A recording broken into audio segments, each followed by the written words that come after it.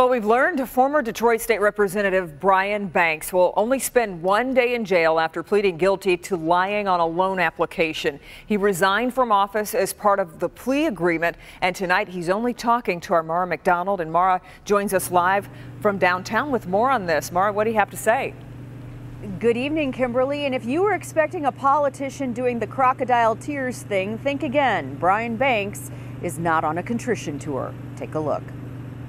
After the AG went after now former state representative Brian Banks for 3 felonies over a 2010 $3,000 loan, in the end, it came down to a plea deal. I'm sentenced to 1 day in jail with time served, no probation. And on the condition that he resign from the Michigan House of Representatives. The charges were from before Banks was elected, which didn't faze the voters in his Harper Woods district that returned him to office despite the legal cloud. I put my story out in 2012 when I ran.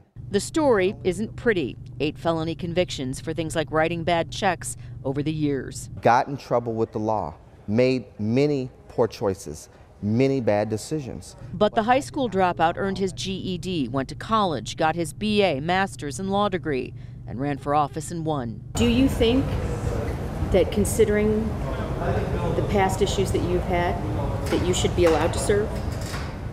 I think that's up to the voters.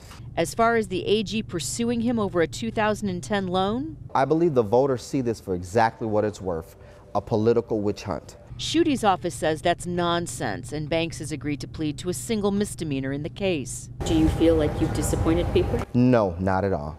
And is politics all over for him? On that, he's coy. You've not seen the last of Brian Banks.